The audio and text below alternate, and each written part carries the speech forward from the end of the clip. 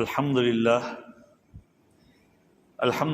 وکفا وسلام علی عبادہ الذین اصطفى وصلی وسلم علی حبیبنا المجتبى وعلی آلہ وصحبہ نجوم الہدى وقادۃ التقى اما بعد فاعوذ باللہ من الشیطان الرجیم بسم اللہ الرحمن الرحیم سبحان الذی اسری بعبدہ لیلا من المسجد الحرام الى المسجد الاقصى الذي باركنا حوله ليريه من آياتنا إنه هو السميع البصير۔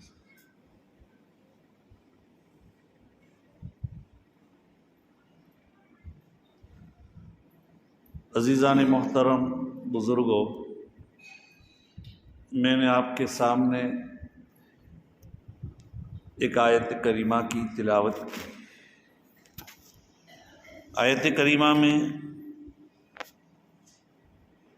اس بات کا بیان ہے کہ نبی اکرم صلی اللہ علیہ وسلم کو جب آپ کے اوپر حالات بہت آئے، آپ کو معلوم ہے کہ نبی اکرم صلی اللہ علیہ وسلم کے اوپر جب آپ نے دین کی دعوت دی، یا ایھا الناس قولوا لا الہ الا اللہ تفلحوا، کہا اے لوگو لا الہ الا اللہ کہہ دو کامیاب ہو جاؤ گے۔ تو پورے مشرکین مکہ نے آپ کا ڈٹ کر مقابلہ کیا، آپ کی مخالفت کی، اور حتیٰ کہ شیب ابی طالب میں نبی اکرم صلی اللہ علیہ وسلم کو اور آپ کے بنو ہاشم، آپ کے خاندان اور بنو مطلب، یہ سب کو ایک جگہ گھیر دیا، بائیکاٹ کیا، سوشل بائیکاٹ، ان سے کسی قسم کی لین دین نہ کی جائے مشرکین نے، اور 3 سال تک رہا۔ بڑے حالات اللہ کے رسول صلی اللہ علیہ وسلم نے جھیلے۔ مشرکین مکہ سے جب آپ نا امید تو نہیں کہہ سکتے، لیکن فوری طور پر ان سے کوئی کسی نتیجے کی امید نہیں ہو سکتی تھی، تو آپ نے چاہا کہ طائف جائیں اور طائف جا کر طائف والوں کو دین کی دعوت دی جائے۔ طائف والوں کو جو دعوت دی، اور اس کا نتیجہ یہ تھا کہ ان لوگوں نے آپ کی بات تک نہ سنی اور آپ کے ساتھ بدسلوکی کا معاملہ کیا، حتیٰ کہ نبی اکرم صلی اللہ علیہ وسلم کے پیچھے اوباشوں کو لگا دیا اور آپ کے اوپر پتھروں کی بوچھار و بارش برسائی، آپ لہو لہان ہو گئے، نبی اکرم صلی اللہ علیہ وسلم کی جوتیاں لہو سے بھر گئی۔ یہ تمام واقعات ہوئے۔ طائف کے سردار نے گویا کہ آپ سے بات کرنا نہ چاہی، تو رحمت الہی جوش میں آئی۔ پہلے تو یہ کہ آپ کو ایک فرشتہ بھیج دیا گیا جہاں آپ کسی باغ میں پناہ گزین تھے وہاں پر، اور کہا کہ اگر آپ چاہیں تو ان 2 وادیوں کے درمیان، ان 2 گھاٹیوں کے درمیان جو پہاڑیاں ہیں، اس کے بیچ میں طائف والوں کو کچل دیا جائے اگر آپ کہیں تو۔ اللہ کے رسول صلی اللہ علیہ وسلم نے فرمایا کہ اگر یہ ایمان نہیں لائے تو اللہ ان کے اولاد میں ایسے لوگ ایمان پیدا کریں گے جو ایمان لائیں گے۔ اور نبی اکرم صلی اللہ علیہ وسلم نے اس موقع پر جو دعا کی ہے، اس میں سراسر عبدیت اور عجز ہے۔ آپ صلی اللہ علیہ وسلم نے کیا دعا کی جب طائف والوں نے آپ کے ساتھ بدسلوکی کی؟ تو یہ دعا کی، اللہم انی اشکو الیک ضعف قوتی وقلت حیلتی وہوانی علی الناس۔ اے اللہ، میں تیرے سامنے شکایت کرتا ہوں اپنی کمزوری کی، اپنی طاقت کی کمزوری کی، اور میری کم تدبیری کی، اور لوگوں کے سامنے میرا ذلیل و خوار ہونے کی، کہ میں لوگوں کے سامنے ان کا مقابلہ نہیں کر سکتا، میں ذلیل ہوں، میں معمولی ہوں ان کے سامنے۔ لیکن اللہ کے رسول نے کہا الی من تکلونی، اے اللہ تو مجھے کس کے حوالے کرے گا؟ الی عدو یتہجمونی، ایسے دشمن کے مقابلے کے حوالے کرے گا جو مجھ پر حملہ کرے اور مجھ پر غالب آئے گا؟ او الی قریب ملکتہ امری، یا ایسے کسی عزیز اور قریب رشتہ دار کے حوالے کرے گا جو میرے اوپر پورا کنٹرول کر دے؟ اللہ تو نے جو کچھ کیا سب کی تسلیم ہے۔ آگے اللہ کے رسول کیا کہتے ہیں؟ ان لم تکن ساخطا علی فلا ابالی، اے اللہ تو اگر مجھ پر ناراض نہیں ہے تو مجھے کوئی پرواہ نہیں، جس کے بھی حوالے کرے۔ ابدیت۔ آگے کیا ہے؟ غیر ان عافیتک ہی اوسع لی، ہی اوسع لی، البتہ تیری طرف سے عافیت میرے لیے بہت وسیع چیز ہے، تو عافیت عطا فرما۔ یہ اللہ کے رسول صلی اللہ علیہ وسلم نے اتنی ابدیت کی دعا۔ جب طائف والوں نے، جو میں کہہ رہا تھا، نبی سی کی ملاقات سے انکار کر دیا، اللہ نے کہا تم کون ہو گئے؟ میں میرے نبی کی ملاقات کے لیے بلاتا ہوں آسمانوں پر، میں اپنے نبی کو ملاقات کے لیے بلاتا ہوں 7 آسمانوں کے اوپر، اور میں اس سے ملاقات کروں گا۔ اللہ نے اس کا بدلہ یہ دیا۔ ہوا کیا؟ نبی اکرم صلی اللہ علیہ وسلم کو یہ طائف کا واقعہ ایک طرف رکھ دیتے، اب آپ صلی اللہ علیہ وسلم کو روایات سے معلوم ہوتا ہے کہ نبی اکرم صلی اللہ علیہ وسلم اپنے گھر میں سوئے ہوئے تھے، اور گھر کی چھت ایک دم پھٹی اور فرشتے آئے آپ کو لے گئے۔ سب سے پہلے بیت اللہ لے گئے، اور وہاں آپ کا شق صدر یعنی آپ کے سینے کو چاک کیا گیا۔ دنیا کے ڈاکٹر اگر آپ آپریشن کرتے ہیں تو وہ مہینوں تک تو اس کو سنبھالنا پڑتا ہے، یہ تو فرشتوں کا اور احکم الحاکمین کی حکم سے آپریشن ہو رہا تھا، اور اندر سے ایک مادہ نکال دیا گیا اور آپ میں قوت پیدا کی گئی، اور زمزم سے آپ کے قلب اطہر کو دھویا گیا، اور اس کے بعد اللہ کے رسول کو براق پر بٹھایا گیا۔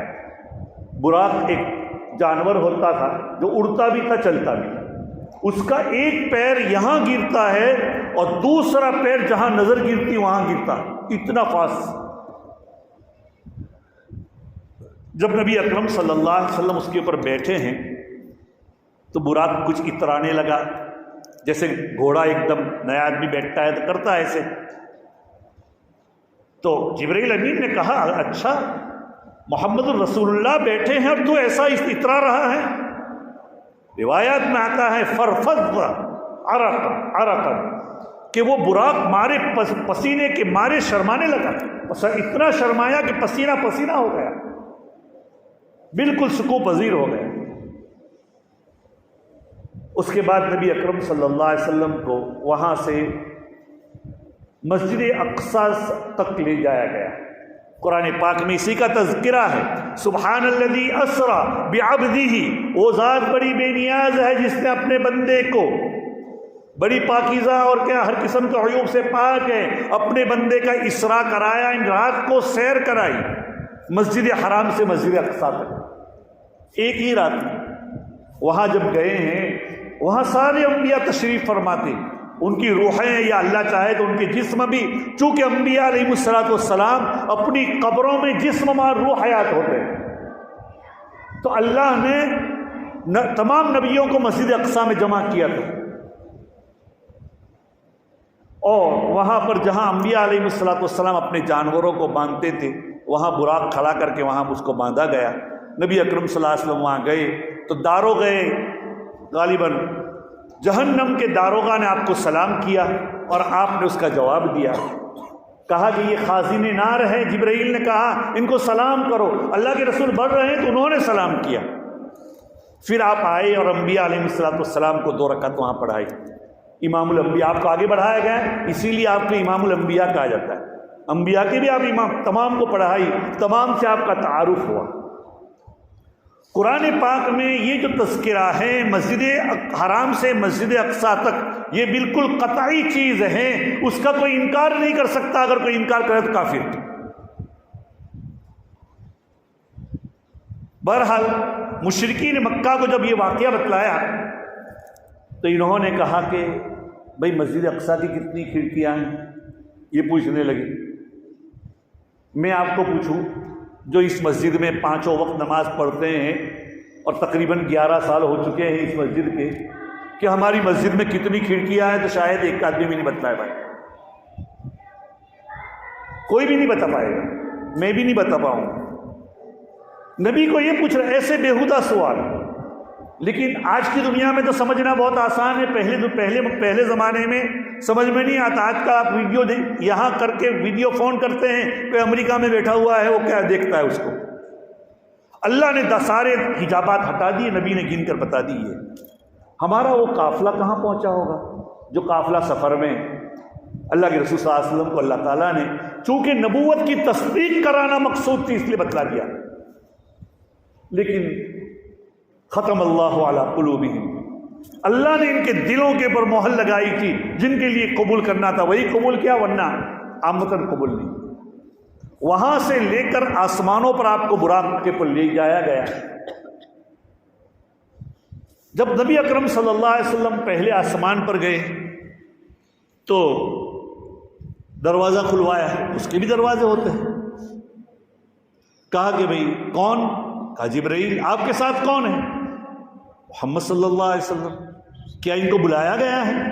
اس لیے کہ بھئی اتنی بات یاد رکھ کے کسی بھی آفس میں یا کسی بھی محکمے میں آپ جاؤں گے تو وہاں جو داروغہ ہوگا وہ آپ کو روکے گا کہ آپ کیوں آئے، آپ کو بلایا گیا، آپ کے ساتھ پرمیشن ہے آپ کے پاس، یہ تو پوچھے گا۔ وہ اپنی ڈیوٹی بجائے، یہ ڈیوٹی بجائے اس کا مطلب یہ نہیں کہ یہ اس سے بڑھائے۔ بہرحال پوچھا ان کو بلایا گیا ہے؟ کہا کہ ہاں۔ کھولا گیا اور سلام کیا آپ کو۔ وہاں پہنچے تو سب سے پہلے حضرت آدم کی ملاقات ہوئی۔ حضرت آدم کو حضرت جبرائیل نے کہا ان کو سلام کرو، یہ آپ کے ابا آدم ہیں۔ تو انہوں نے السلام علیکم کہا۔ اس کے جواب میں حضرت آدم نے کہا وعلیکم السلام، اور اس کے بعد کہا مرحبا بالابن الصالح والنبی الصالح، خوش آمدید ہو نیک بیٹے اور نیک نبی پر، چونکہ حضرت آدم بیٹے۔ اس کے بعد دوسرے آسمان پر لے جائے گئے۔ پہلے آسمان کے سارے فرشتے آپ کو الوداع کرنے کے لیے دوسرے آسمان تک گئے۔ دوسرے آسمان پر حضرت عیسیٰ علیہ السلام اور حضرت یحییٰ علیہ السلام کی ملاقات ہوئی۔ یہ دونوں خالازاد بھائی ہیں۔ وہاں پر بھی اسی طریقے سے سوال جواب ہوا، پھر کھلا دروازہ، اور اس کے بعد انہوں نے کہا سلام کے بعد مرحبا بالاخ الصالح والنبی الصالح، خوش آمدید ہو نیک بھائی اور نیک نبی پر۔ اور اتنی بات یاد رکھیں، صلاح بہت بڑا لفظ ہے، اللہ ہمیں صالحین میں سے بنا دے۔ اس کے بعد وہی تیسرے آسمان پر گئے۔ تیسرے آسمان پر حضرت یوسف علیہ السلام کی ملاقات۔ پھر اس کے بعد چوتھے آسمان پر گئے تو وہاں حضرت ادریس علیہ السلام کی ملاقات ہوئی۔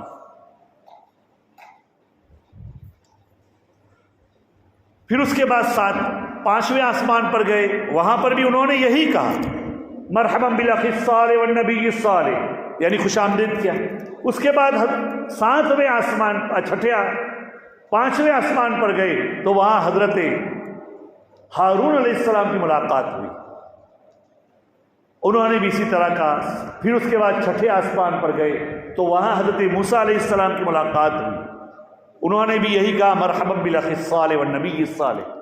اس کے بعد نبی اکرم صلی اللہ علیہ وسلم ساتویں آسمان پر گئے، وہاں سیدنا ابراہیم علیہ السلام کی ملاقات ہوئی۔ جب سیدنا ابراہیم علیہ السلام کی ملاقات ہوئی تو انہوں نے بھی یہی کہا مرحبا بالاخ الصالح والنبی الصالح۔ جب انہوں نے یہ کہا مرحبا بالابن الصالح والنبی الصالح، چونکہ حضرت ابراہیم کی اولاد میں تھے اللہ کے رسول صلی اللہ علیہ وسلم، اس لیے انہوں نے بھی یہی کہا کہ بھئی مرحبا بالابن الصالح والنبی الصالح، اس طریقے سے ان کی خوش آمدید کی۔ اس کے بعد نبی اکرم صلی اللہ علیہ وسلم حدیث میں آتا ہے آگے لے جایا گیا آپ کو ساتویں آسمان کے اوپر، یہاں تک کہ ایک جگہ پہنچے جہاں قلموں کے لکھنے کی آواز تھی۔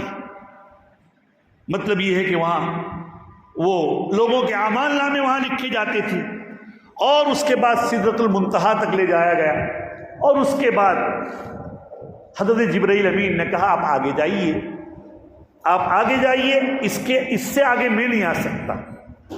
اسی کو سعدی چچا کہتے ہیں، شیخ سعدی بوستان کے اندر، اگر جبرائیل کہنے لگے جب یہاں پہنچے، اگر یکسر منہ برتر پرم فروغ تجلی بسوزت پرم، اگر ایک بال کے برابر بھی میں آگے بڑھا تو اللہ کی تجلی کی، اللہ کی نورانیت کی تیزش مجھے خاک کر دے گی۔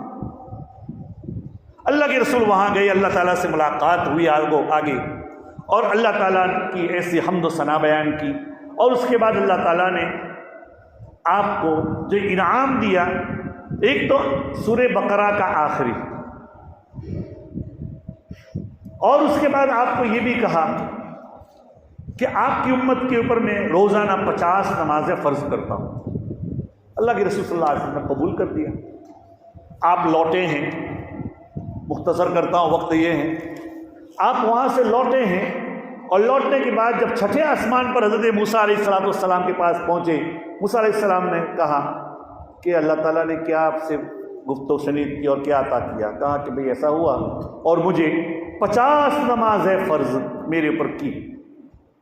چونکہ حضرت موسیٰ کو قوت گویائی اللہ تعالیٰ نے ان کو کلیم اللہ بنایا تھا، تو وہاں ان کو کیا اللہ وہاں بولے وہ بول سکے۔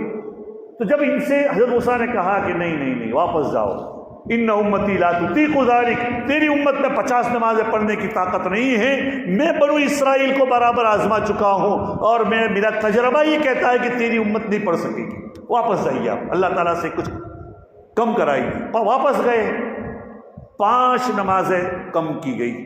بعض روایت میں 10 آتا ہے، بعض روایت میں اور بھی الفاظ آتے ہیں، بہرحال 5 نمازیں کم ہوئی۔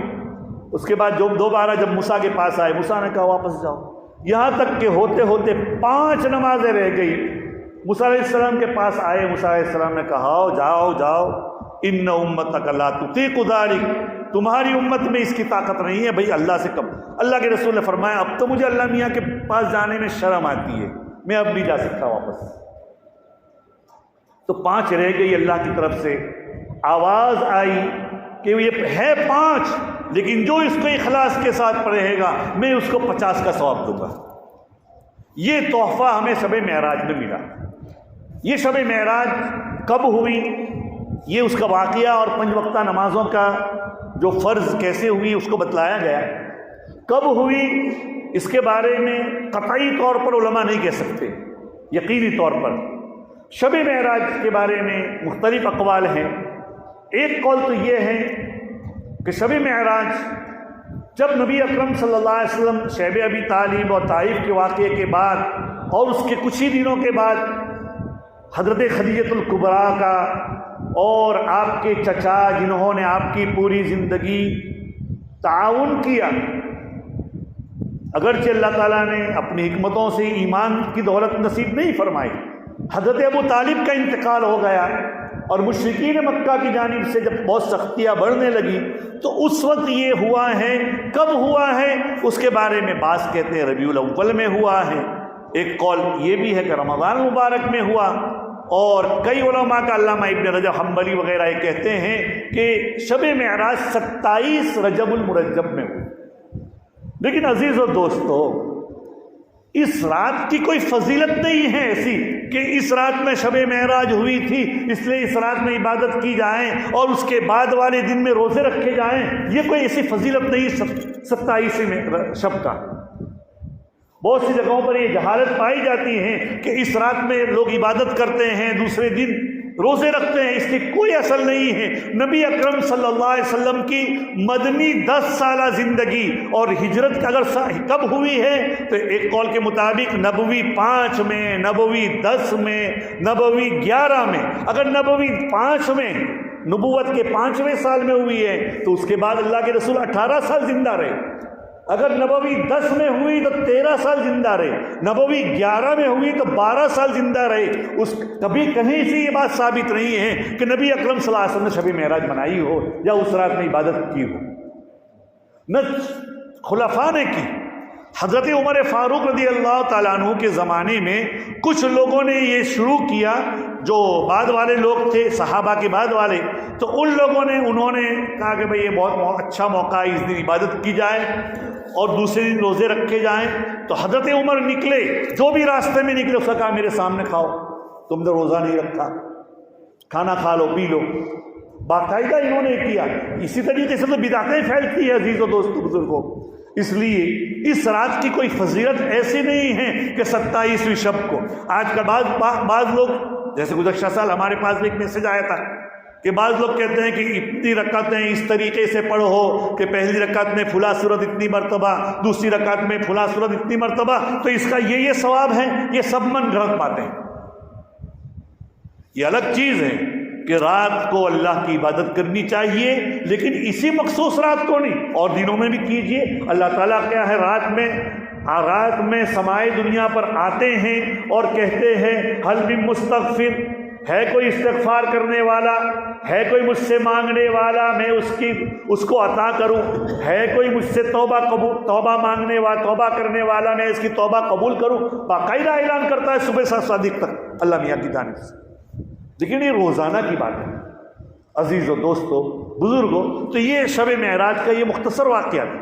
اس رات میں یہ 5 نمازیں فرض ہوئی ہیں، یہ 5 نمازیں اللہ نے آسمانوں پر دی۔ ساری عبادات، ساری جتنے بھی ہیں، روزہ، زکوٰۃ، حج، یہ تمام کی تمام دنیا میں اللہ کے رسول کے اوپر نازل ہوا، لیکن نماز کی اتنی اہمیت تھی کہ اللہ تعالیٰ نے اپنے نبی کو اور اپنے نبی کو تسلی دینے کے لیے طائف والوں کے ظلم اور مکہ والوں کی کیا ہے استبداد اور ظلم کے مقابلے میں آپ کو ایک تسلی دینا تھا، اس لیے اللہ نے وہاں بلا کر آپ کو ایک تسلی دی اور یہ چیزیں فرض کی۔ عزیز و دوستو ان چیزوں کی قدر کریں، اور ان 5 نمازوں کی کیا ہے، کتنے اس کے فضائل ہیں۔ سب سے پہلے کل قیامت کے دن جو حساب ہوگا یہ نماز کا حساب ہوگا۔ اگر اس میں درست ہے تو ماں بقیہ میں کچھ تساہل برتا جائے گا۔ اللہ تعالیٰ ہمیں ان 5 وقتہ نمازوں کی قدر کرنے کی توفیق نصیب فرمائیں۔ اللہ تعالیٰ ہمیں اللہ کے رسول کا جو پیغام ہے شب معراج کا، اس کے اوپر عمل کرنے کی توفیق نصیب فرمائیں۔ وآخر دعوانا ان الحمد للہ رب العالمین۔